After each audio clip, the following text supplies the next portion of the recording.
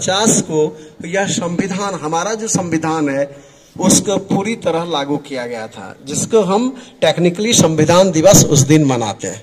आज हम विधि दिवस मनाते हैं, लेकिन संविधान जो है वह की शुरुआत आज ही के दिन से हुई थी। इसलिए आज हमारे लिए, हमारे देश के लिए, हमारे देश के वर्तमान भविष्य सबके लिए एक पुण्य दिवस है, बहुत पुण्य तिथि है, जहां से हमारे देशवासियों को, हमारे देश को एक दिशा मिली, एक दशा मिली, और हमें कुछ करने के लिए, हमारे देश को आगे बढ़ाने के लिए सारे लोगों में एक प्रतिबद्धता मिली कि देश को एक बेहतर भारत, एक बेहतर देश, हमारा देश जो एक सोने की चिड़िया कहलाती थी, फिर उस अपने गौरव को हम पुनः प्राप्त कर सके। उसके लिए यथासंभव एक बेहतर समाज का निर्माण, एक नॉलेज बेस्ड सोसाइटी, एक ज्ञानवान समाज का निर्माण करे, एक मॉडर्न सोसाइटी का निर्माण करे, एक आधुनिक वैज्ञानिक सोच वाली, दृष्टि वाला आधारित, और एक ऐसा भारत का निर्माण करें जिससे हमें सामाजिक न्याय के साथ विकास को प्राप्त कर सके, ताकि हमारे देश में हमारा जो उद्देश्य, हमारे संविधान की प्रस्तावना का जो उद्देश्य है, जो एक बेहतर भारत, एक स्वप्निल भारत, एक स्वर्णिम भारत का निर्माण हो सके, जिसमें आपको समावेशी विकास, सतत विकास को हम प्राप्त कर सके, और एक 2049 तक, जैसा कि भारत सरकार ने कहा है, 2047 तक हम एक विकसित देशों की श्रेणी में आ सके, इसके लिए हमारा प्रयास है। और इसके लिए एक बहुत मशाल की तरह, एक बहुत हमारी जो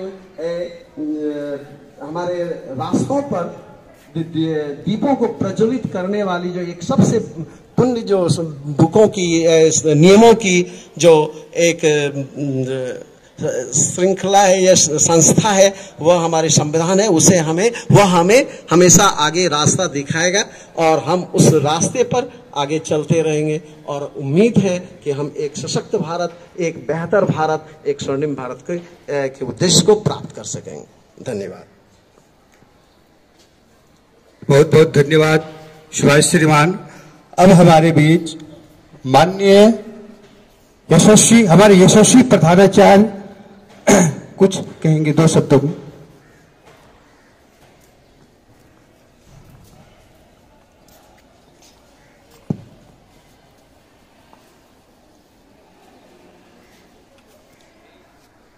श्रद्धेय आचार्य वृंद, प्यारे छात्रों, 2 शब्द कहने की अनुमति मुझे मिली है, तो मुझे लगता है कि भारत माता की जय बोलकर बंद कर देना चाहिए। पर केवल भारत माता की जय बोलने से काम नहीं चलेगा। भारत माता की जय सदा हम लोग करते रहें, इसके लिए लगातार प्रयास करने की जरूरत है। हम सब जानते हैं 15 अगस्त 1947 के पूर्व भारत माता की जय बोलने वालों को सजा दी जाती थी, कठोर सजा दी जाती थी,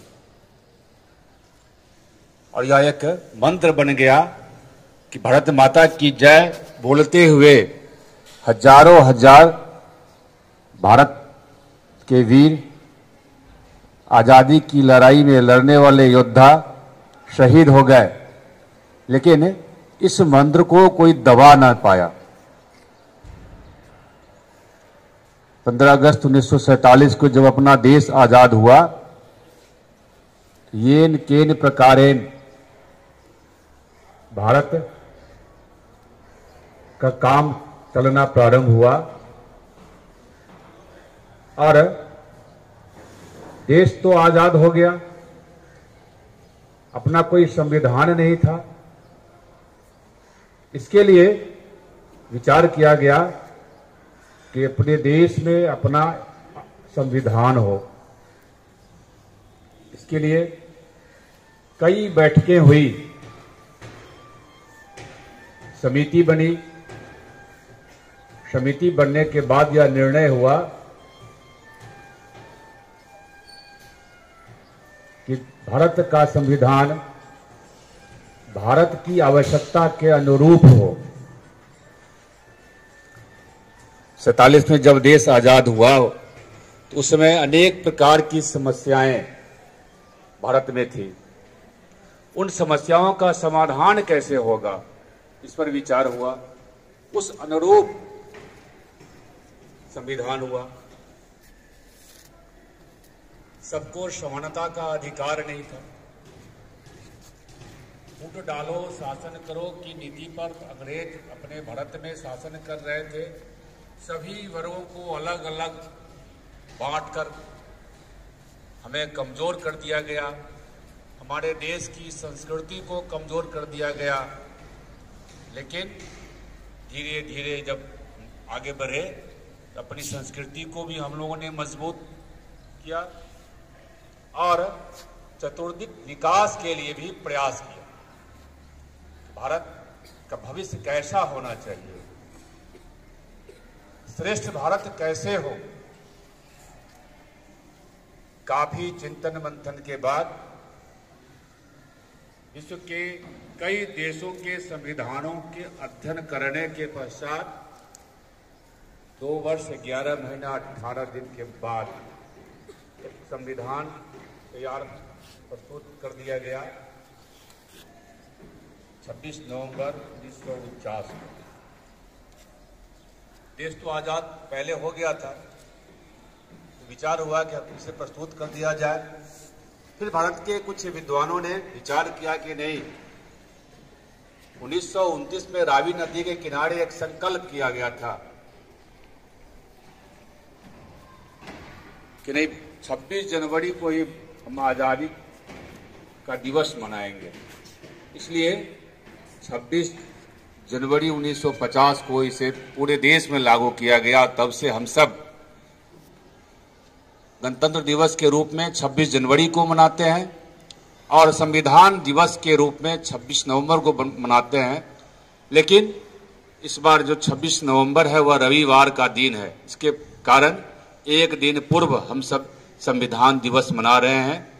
और पूरे भारतवर्ष में यह विचार आया कि भारत के संविधान की खूबसूरती की चर्चा समाज में बच्चों के बीच की जाए ताकि उसके संदर्भ में जान पाए। अभी उसके संदर्भ में के पूर्व आचार्य जी चर्चा कर रहे थे। कई प्रकार की कमियों को दूर करने का प्रयास किया गया। आज भी हमारा भारत विश्व में एक पहले स्थान पर नहीं है। पहले स्थान पर विश्व में भारत आए, इसलिए भारत सरकार लगातार प्रयास कर रही है। आप सबको याद होगा कुछ दिन पूर्व एक निबंध बच्चों से लिखवाया गया था कि 2047 का भारत कैसा हो। आप कैसा भारत देखना चाहते हैं? देखिए, आप किस प्रकार के भारत को देखना चाहते हैं?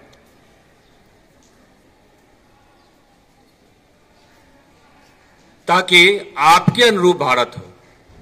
और उस पर विचार हुआ, मंथन हुआ, कई प्रकार की योजनाएं आई। लेकिन जो सबसे मुख्य बात है कि जब तक भारत के बच्चों में, भारत के नागरिकों में भारत के प्रति निष्ठा नहीं आएगी, भारत के प्रति ईमानदारी नहीं आएगी, भारत के प्रति भक्ति नहीं आएगी, तब तक देश का पूर्णतः विकास, सर्वांगीण विकास संभव नहीं है।